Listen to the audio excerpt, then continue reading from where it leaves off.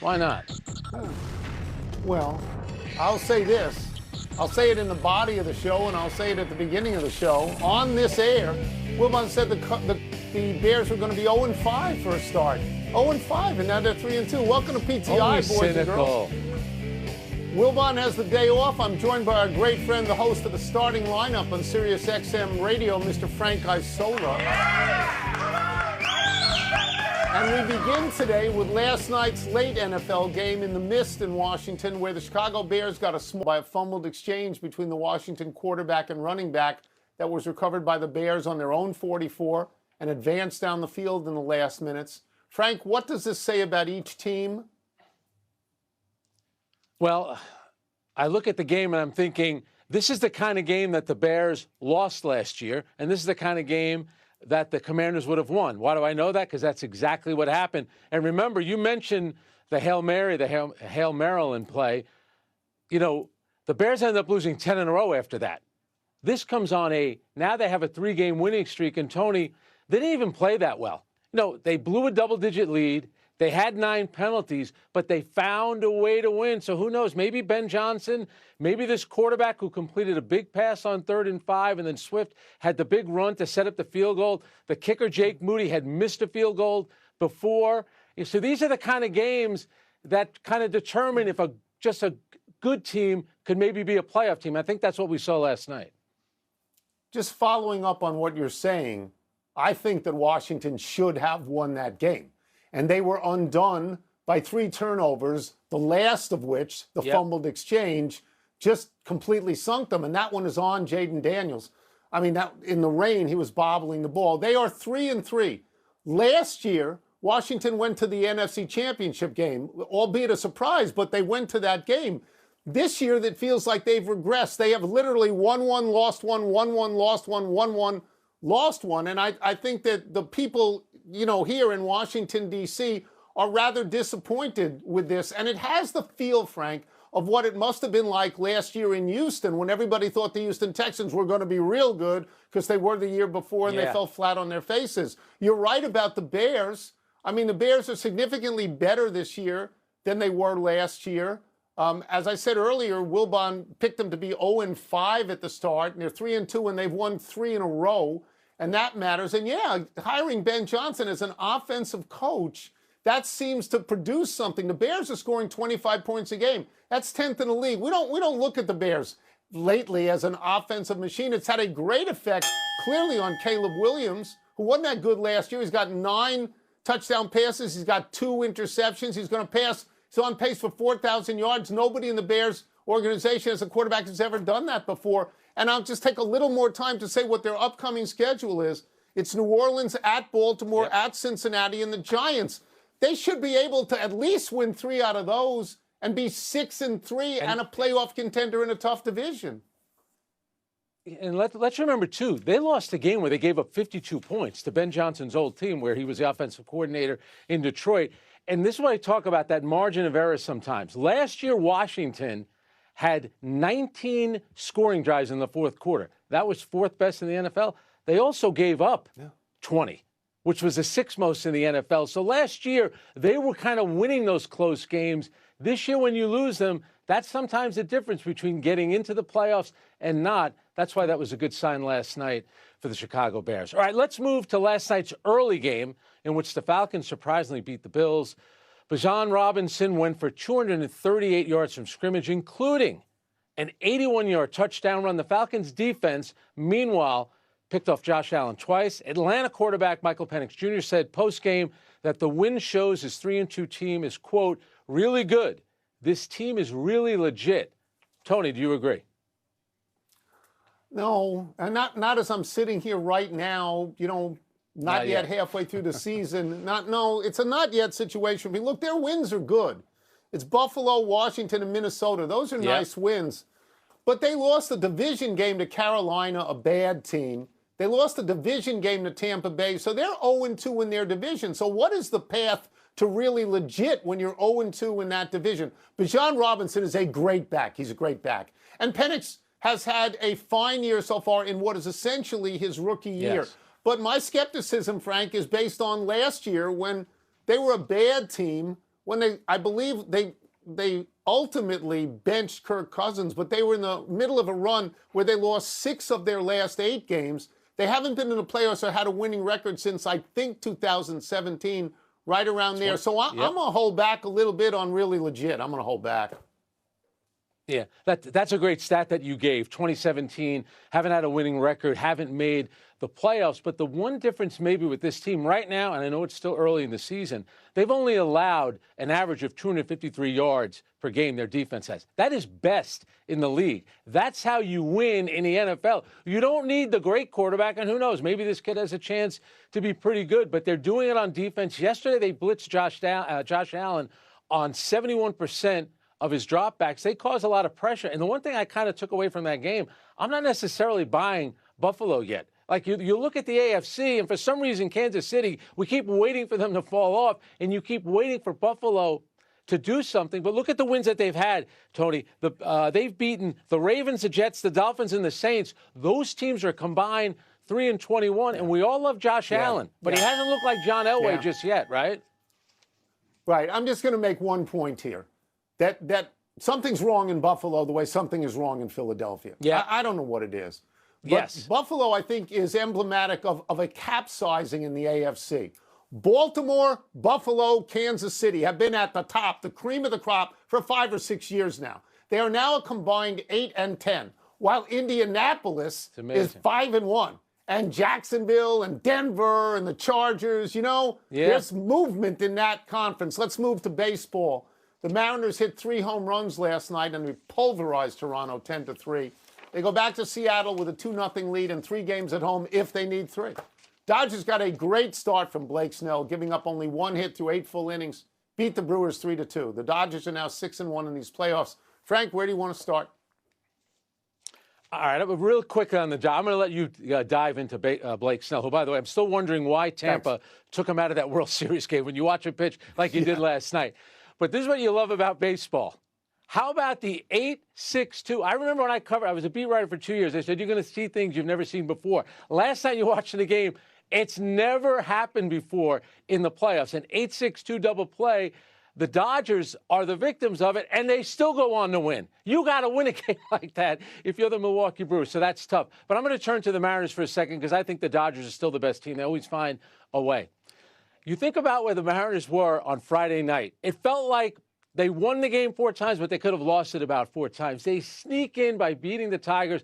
Polanco has the big hit in that game. He has one of their 3 home runs yesterday. There's something about this team.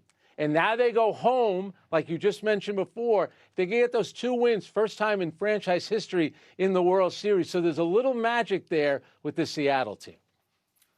I'm just going to go to the 8-6-2 briefly. I've watched baseball for 3,000 years. When it hit against the wall and he caught it, I somehow thought it was an out. I have seen so many people juggle the ball off their own glove. I actually thought it was an out. All right, let me get to Blake Snell. And I would forgive people if they don't remember that he's actually won the Cy Young twice. Once in Tampa Bay in 2018 and once in San Diego in 2023. Those are marginal franchises, never, not World Series winners, so maybe you could forget. In fact, Blake Snell has been in the bigs for 10 years, and he's only won 81 games in 10 years. He only started 11 games for the Dodgers this year. He didn't pitch at all between April 2nd and August 2nd. Didn't pitch, right? So you could be forgiven if you didn't even know he was on the Dodgers. He goes out last night. He goes 8 innings, 8 full. He gives up 1 single, and he picks that guy off. And what that means, Frank, is that he faces the minimum amount of batters possible in 8 innings. And you know the last guy who did that in a postseason game? Yeah, it's Don Larson. Hello. Hello, Don Larson. Pretty good comparison. Let's take a break. Coming up, we asked Jeff Saturday what he saw on Baker Mayfield's big scramble. And we'll also ask him for his advice for the 0-6 Jets. Oh, boy. Yeah. Blake Snell, last 14 innings in the playoffs, 2 hits. 2 hits, no runs, 19 Ks. Dodgers. Come on. Dodgers starters are 6-1 in the playoffs, and they got that lineup. Pardon the Interruption is presented by the refreshing taste of Twisted Tea Hard Iced Tea. Time to dig into the NFL trenches with our great friend, ESPN NFL analyst Jeff Saturday. Let's start with this. Baker Mayfield. If I had to vote right now on MVP, right now, and I understand there's a lot of games left, but I would vote Baker Mayfield for MVP at this point. What did you see in that great run when he went 3rd and 14 and he got the first down? What did you see in that? Oh, will and determination. I mean, how about that run? And just, my vote right now as well. But he has, with all the injuries that they face, not only on the offensive line, but at receiver, he keeps finding ways to get his team in position. Smile about, and so do his teammates. All right, that's the good. Let's talk about the bad and the ugly. It's been a rough year for the Jets. The Jet fan will tell you it's been a rough 15 years for them. But right now, Aaron Glenn, 0-6. It's tough to coach in the NFL. You know that. You were an interim. You lost 7 in a row.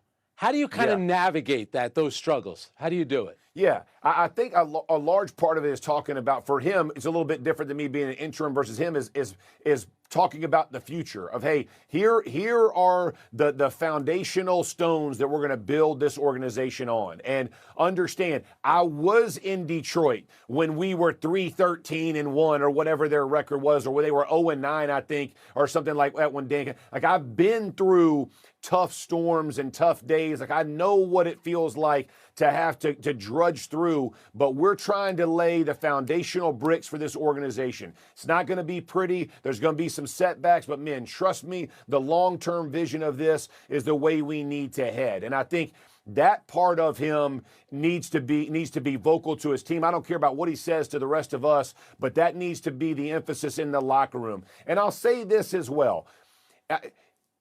Be a little more aggressive at this point, right? Like, just kind of let it, the season isn't going to be, you're not making the playoffs, right? So let the guys kind of have fun with it, because there's something about energy that breeds commitment, right? It's like when you breathe energy back into your team, all of a sudden guys, they start to feel it. The commitment kind of gets reunified. So that's that small piece of advice. Obviously he's much further along than I was, but that's what I would be telling him. All right, you played for some great teams with the Colts. Right now, 5-1, and through 6 games, they've scored the most points in team history. What is different about the team this season? No, I'm fired up for him. I think Steichen's done a really good job of finding balance, and I'm not trying. It's a very simplified way of playing, right? Like Daniel Jones, when he hits his spot, he knows where the ball has to be delivered. When they're running the ball, Jonathan Taylor knows how to make it happen. And oh, by the way, let's not miss this. Their offensive line is on fire. Quentin Nelson's playing well, but the entire offensive line has played good football. They're a top 5 team in passing and a top 6 team in rushing. When you get to that and you're winning in the trenches, it leads to a lot of plays being made by receivers down the field because your quarterback's got time, and a lot of explosive plays from your running back, which we're seeing from Jonathan Taylor. All of those bode really well. And by the way, they travel. They just got to keep doing it, and no matter what opponent they play, keep stacking these dubs, man. And I respect the heck out of how they started and have some high expectations for the finish. We will get you out of here on this. Indianapolis has been very good. Miami has been very bad. After the game, their quarterback, Tua, took off after some teammates for either arriving late or not arriving at all at players' meetings. I think this is a big deal internally anyway. How do you think that plays in their locker room, Jeff? Yeah, so my wife, Karen, she has these things for our family called tone, tact, and timing, right? You got to have the 3 T's in place. And I think Tua missed it a bit, right? The timing on this was not the right time, right? So take that into your locker room, have those conversations with the guys, whoever it is in particular, or if you want to have a team meeting, address it that way. You don't address it after a loss. There was a devastating loss at the end, right? And point guys out. Here's the thing. He hasn't played, right? He hasn't played great either, right? He's made mistakes. So we're all making mistakes. So let's make sure it's all we. And there's no that guy and this guy and that. And then I think McDaniels made it even worse, right? Like, he goes over the top and he created even more of a monster. Like, don't address it to the media. Go address it with Tua and the football team. Hey, guy, like, not everything has to be aired out in front of everyone else. I just think the timing was wrong for Tua. I don't think his heart was necessarily in the wrong place, but I think they got to figure that organizational alignment matters, y'all. And it's like you're hearing different voices. It's hard to win that way. They need to clean that part up to get this thing back on the right or going in the right direction. It's good to hear. Thank you, Jeff, as always. Much thanks. I appreciate it. We'll Thanks, take one Jeff. last break. When we return, Cape Verde's soccer team takes on my population theory. And the NHL loses another Kachuk brother. I don't know how many Timing Kachuk is brothers happening. there are. I like that. Yeah, but my theory is that you know, the smaller the population, the harder it is to win. You know, it's why I think Yes. we should win more in soccer. We lose to places that have 1/20th of our population.